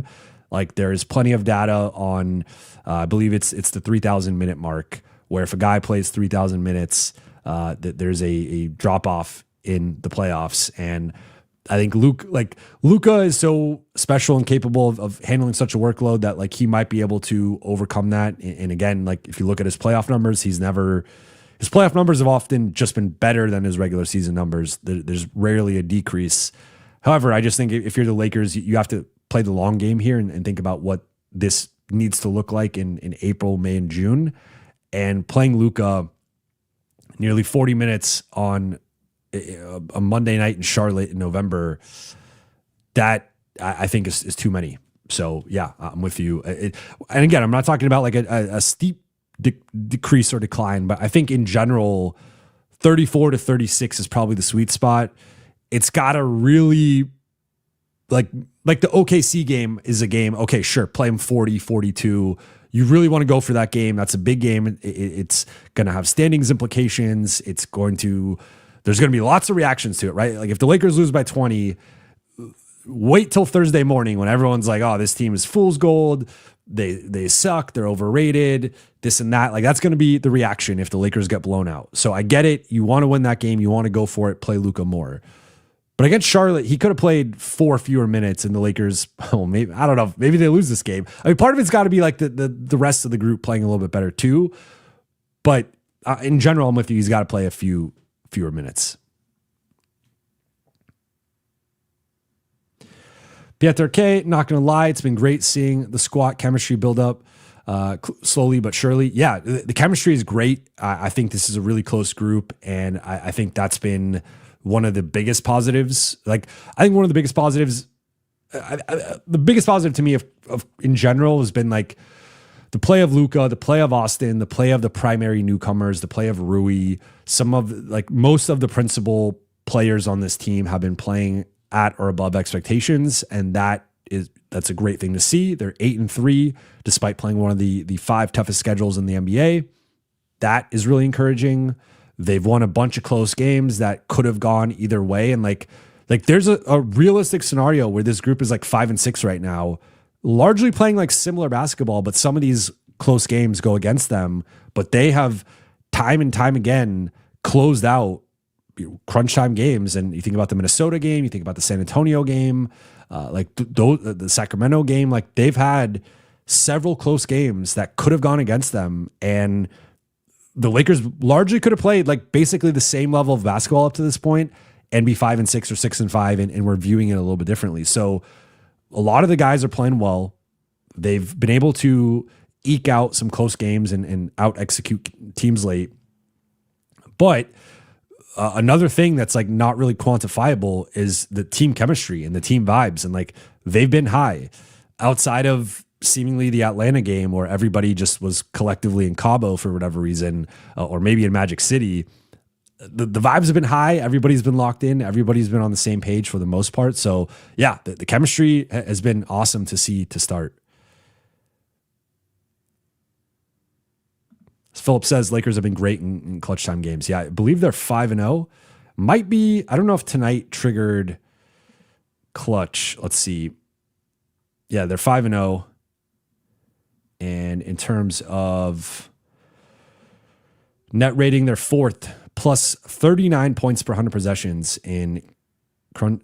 Interestingly, they've only played 10 crunch time minutes. So, because crunch time is final 5 minutes of a game within 5 points. So, there's no way that's right.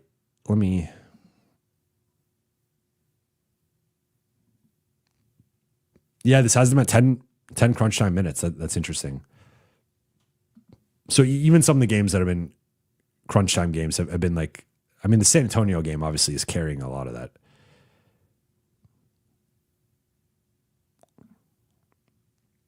Jay Jeter, thank you for the super chat. Prediction for the most plausible trade at this juncture.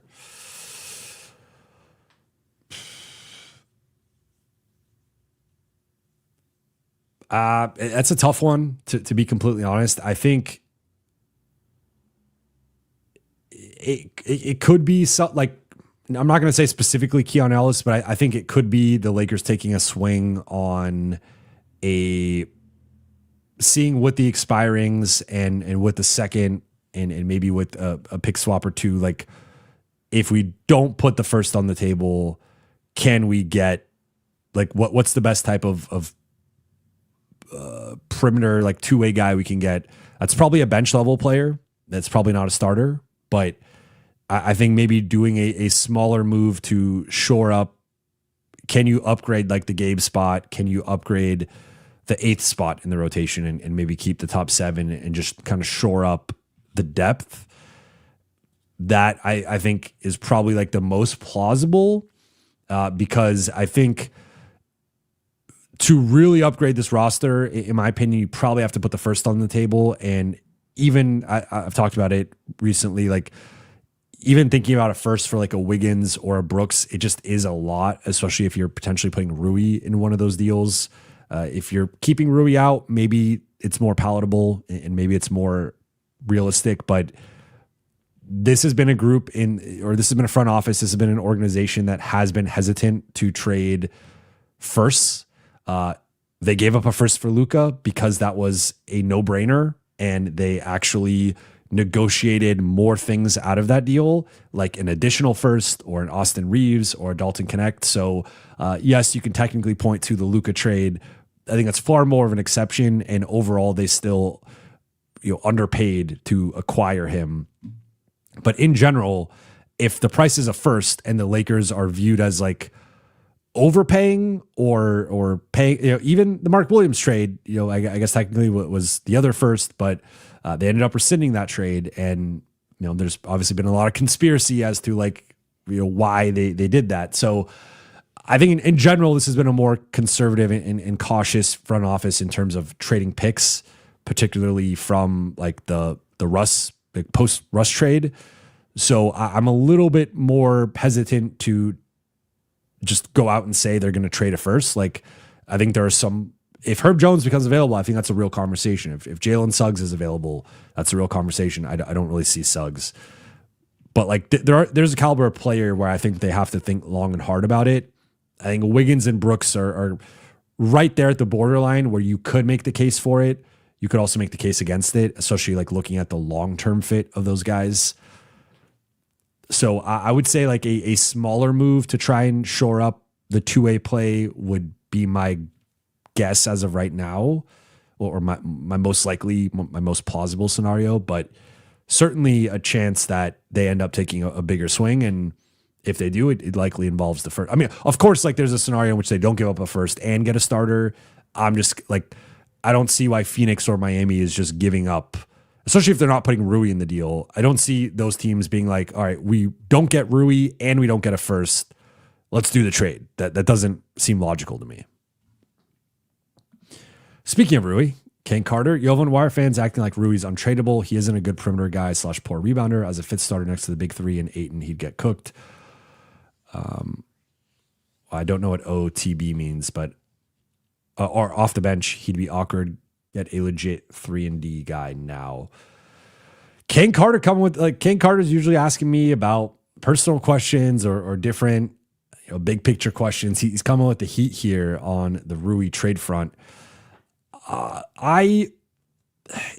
Rui's a really just tricky player to discuss and analyze because he's been so good offensively. And that is where I think in general, a lot of people default to offensive performance when they are evaluating a player. I think like the more casual fan that is the more like you just, how many points did the guy score? What was his field goal percentage? Like how, whatever, like the kind of the more, let's just say like rudimentary way to evaluate a player. And that does matter. And to be clear, again, Rui's been great offensively. I think he's been, I can't even really conceivably think of what he could be doing better offensively other than, okay, could he be a better ball handler and passer? Like that, but that's asking him to be someone he's not. So like within the confines of Rui's skill set and what the Lakers want from him, he's basically been an A or maybe even an A+ offensively. I mean, it's dude shooting 50% on threes. He's averaging 17 a game. You can't really ask more from him. But to your point about the defense and the rebounding, the thing I've continually said is like the Lakers have their three offensive guys. They have Luka, LeBron, and Austin. What you need around those two guys are guys who defend, rebound, and shoot. Unfortunately, Rui does one of those three things. He is a minus defender and he is a minus rebounder. And that is where Marcus Smart is not the shooter that Rui is. Obviously, there's a big gap there. But Marcus, I think, is, forget pound for pound. Like he's clearly pound for pound a better rebounder. I think he might just be a straight up better rebounder, even factoring in just like their size difference and just pure rebounding. Like I think Marcus is a better rebounder. Jake's a better rebounder. Vando's a better rebounder. And then all three of those guys are better defensively. So it's like, it's just he doesn't check what the Lakers specifically need from the other two spots. And one of those spots is obviously going to DeAndre Ayton and Jackson Hayes. But then you get into that fifth spot and it's like they need ideally a guy who can defend a primary player and then also space the floor and then also rebound. And he only checks one of those three boxes. Now he checks it where things get complicated is he's by far the best shooter of, or I wouldn't say by far the best because I think Jake is relatively close, but like he's clearly the best shooter of those four. And like he might have the biggest advantage in that regard than any of the other guys have in anything. Like Vando might have the argument for like being the best rebounder and maybe he has the biggest advantage there. But like that's where Rui is just a complicated player within the Lakers ecosystem here because he does the offensive end so well, and the ability to cut, the ability to shoot, the ability to attack closeouts, the ability to get out and transition and finish. That's all the things the Lakers need offensively around their big three.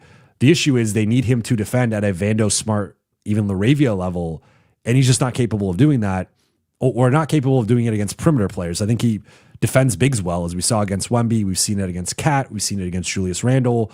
He can guard bigs well, but that's not what the Lakers need. Once LeBron is back, they need a perimeter guy, and that's not Rui. And then they also need that guy ideally to be at least like an average to above average rebounder for their position, for their size. That's not him either. So I like in general, I'm kind of with you. I think ideally you find a way to upgrade the roster and probably using the first to upgrade it and keep Rui. And if Rui's a sixth man, a seventh man, I like that a lot with this group. But if you're relying on him as a 35-minute-a-night starter, I think that's just not set. Like you're leaning far too much into the offensive end, and I think your defense is going to continue to be bottom 10. Jordan Jones, thank you for the super chat. You think Luka is the best teammate LeBron has ever had at playing without him on the floor, like while LeBron is injured? So this would be a competition between Luka, AD, Dwayne Wade, Kyrie, Kevin Love, Chris Bosh. Yeah. I think really the two guys that I had to think about it with were like Wade and like more New Orleans AD, but Luka, I mean, I think there's a chance you could argue Luka's the best teammate LeBron has ever had, period. I think that's we do have to remember what Kyrie did during the 2016 run, and particularly in the finals, but also a large part of that 2016 run.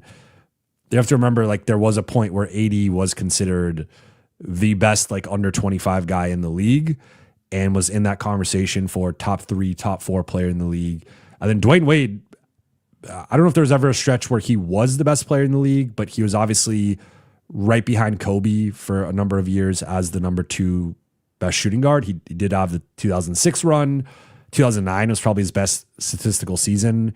And then he did take that step back next to LeBron in Miami. But that first year, he was a top 5 player in the league that first year of the Heatles run. However, no one has ever, I think, been able to shoulder the type of load, both in terms of usage and just like carrying an elite offense the way that Luka has.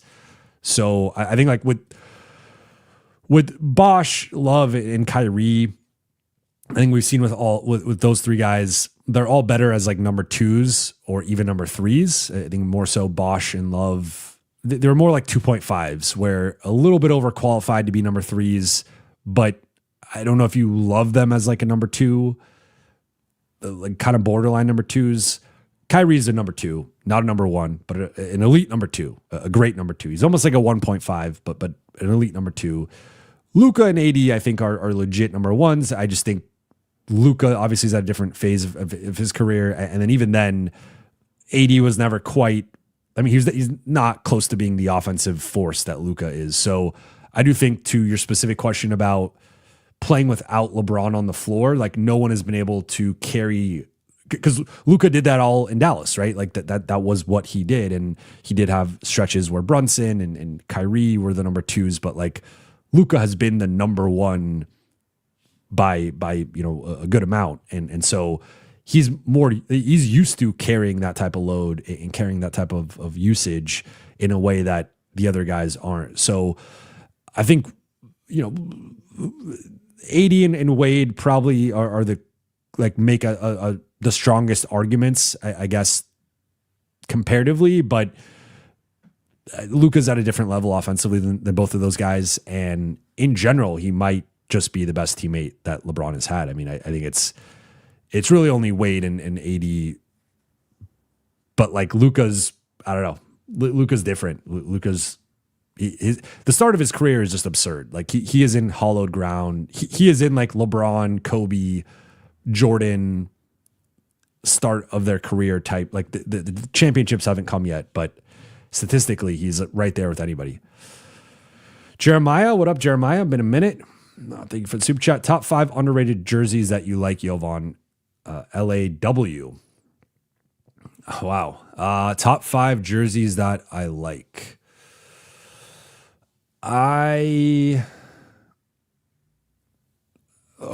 I'll try to like mix it up with not just. I won't do just Lakers. I will do one Lakers one. Arguably my all-time favorite Lakers one. And this is sacrilegious because I went to USC and it is UCLA colors, but I love the blue and gold Minneapolis jerseys that they wore. Might have been the 03-04 season, might have been 2002, 2003. I'm forgetting which season in particular it was, but I do remember Kobe having the headband and Shaq wearing it. So like, and they had a stretch there where they were wearing different 60s jerseys, and they had the white and blue and baby blue. They had the blue with the baby blue, but I think those couple maybe get a little bit more love. I just love those Minneapolis Lakers with just the MPLS across the chest. So I would say that is probably my favorite Lakers jersey of all time, and I think it's just a classic, and I wish they brought that one back. I actually have like a weird, I feel like I like a lot of jerseys that people don't like. This is odd, and this is a very like era specific liking, but I really liked the New Jersey Nets gray jerseys, like the ones that they wore when they faced the Lakers in the 2002 finals. Something about the shade of gray with like the navy and the red, and I know like the people call those ugly ones, but I don't know. I really liked gray is one of my favorite colors, so maybe I'm in the minority with that, but I really like those old school New Jersey ones. This pained me as a Lakers fan growing up, but I loved the orange Phoenix jerseys with the PHX across the chest. I thought that like just the shade of orange, the way it popped on the floor. I hated the Suns growing up, but I did respect and enjoy those jerseys. I would say going back to the 90s, I really love the blue pinstripe Orlando Magic jerseys. So the ones where I think the more popular one is the black pinstripe, where it's the black base with the pinstripes on it. But I think the blue ones were a bit cleaner. So I would go with the blue Orlando Magic one from the 90s. I also really like the early 2000s road, like the T-Mac ones. Those were sick. So I've named four. Fifth one, you know what? I'm going to continue with the odd choices and sort of ugly, garish colors. I really like the Washington Wizards gold shiny jerseys as well. That's a very early to mid 2000s jersey choice. But thinking about Gilbert Arenas, and he was one of my favorite players growing up. Yellow and Hibachi, and he dropped 60 on the Lakers that one game, or 62, I forget. But that was, I really like those jerseys. So I'm kind of an odd, I would say I like a lot of jerseys that people find like ugly or garish, within reason, right? Like there's some that are obviously L's, but appreciate you for the question. What does it matter, bro? Thank you for the super chat. So yeah, we still need 2 wings, trade for one, and pray Thiero, Magnon turn into the second. I mean, 2 might be a stretch, but if you could turn, I mean, there's maybe a scenario in which you could turn Gabe and Maxey, or maybe even Gabe, Maxey, and Rui into two-way wings. That's maybe an option. I think Thiero and Magnon are probably not going to factor into the rotation too much this season. I think JJ's going to have a short leash with the young players, but I think they're more one wing away. But I hear your point. Like, if you could add two-way wings to this group, that would make them even better. But I think it's one like good two-way wing away. Keon Park, thank you for the super chat. In order to maximize Braun this season, if we trade Rui, we need to get a starter 3-and-D small forward and send Marcus to the bench. But if Braun leaves next summer, who plays power forward next season? Good point. And one of the counterpoints to trading Rui, and to be clear, I'm not even fully on board with trading Rui. Like, I think if it comes down to it, I would be okay with it. And if it's between Rui and the first, if the Lakers decided that the first was worth more than Rui was and they wanted to keep the first, I would understand that.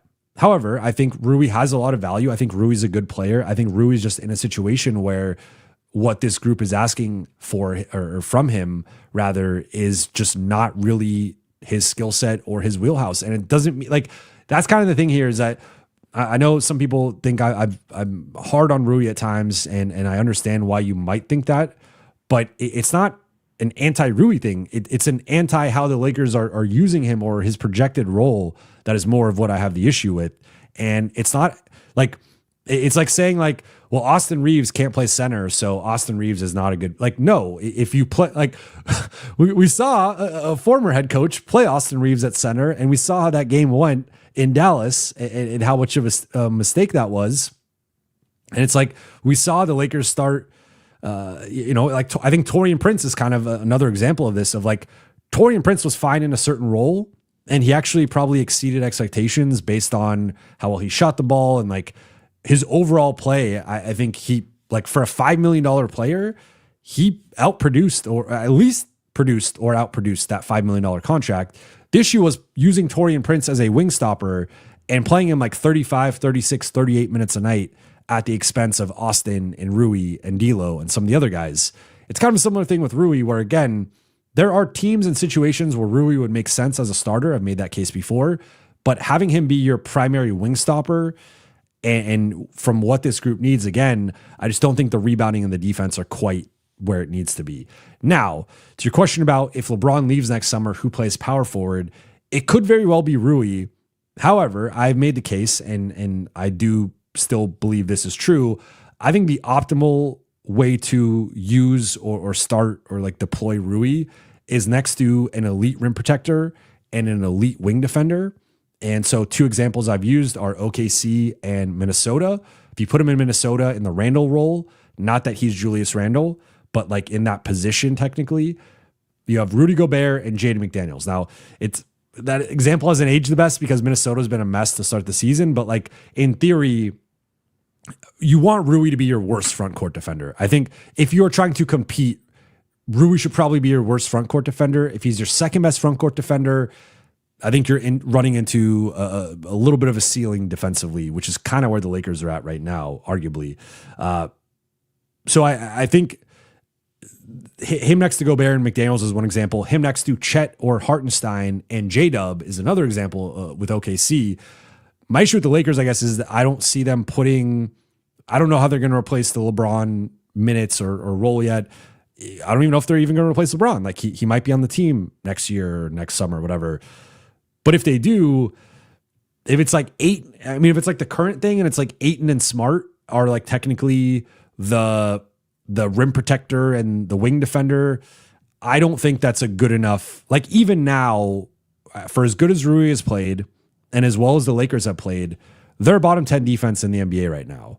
And I think that's only going to change because they're going to get LeBron back. I don't think a lot of this is like unsustainable defense from the Lakers. I think this is largely the caliber of defenders they have out there. So that's kind of my issue is like you can start Rui next year and you could start the exact lineup you had tonight. You could start Ayton, Rui, Marcus, Austin, and Luka.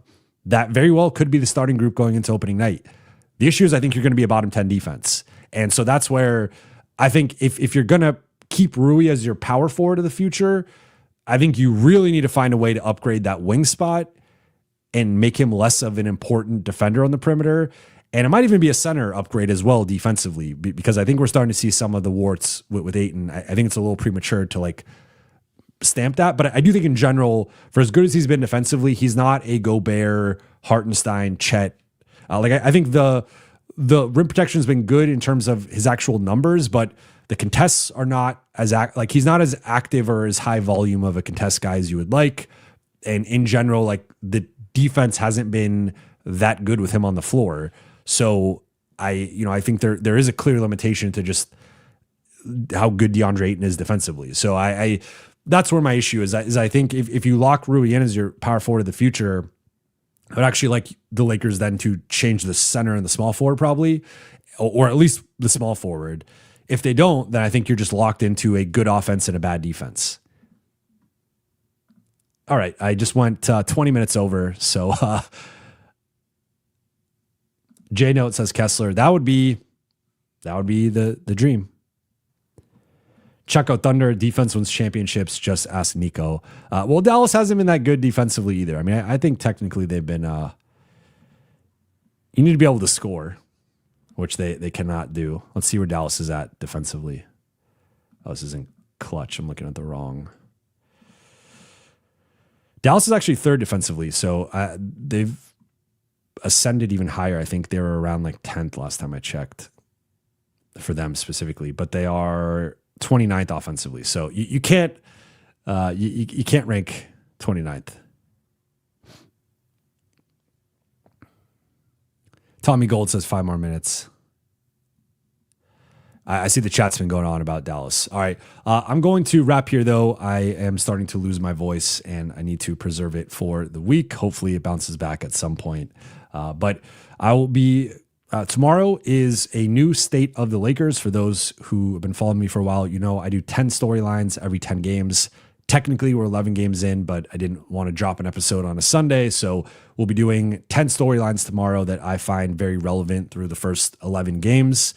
So be on the lookout for that.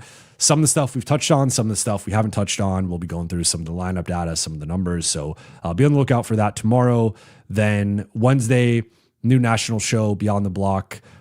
We'll be finalizing that topic tomorrow. And then, of course, Wednesday night, doing playback for Lakers Thunder and then going live after Lakers Thunder. So be on the lookout for that content through the rest of the week.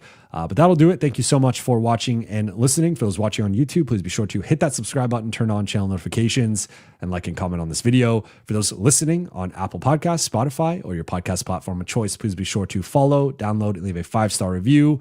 Shout out to the Late Night Gang. Shout out to the chat. I appreciate you all so much. Big game on Wednesday. Let's watch it live together, and then let's go live afterward. I'll talk to you all very soon.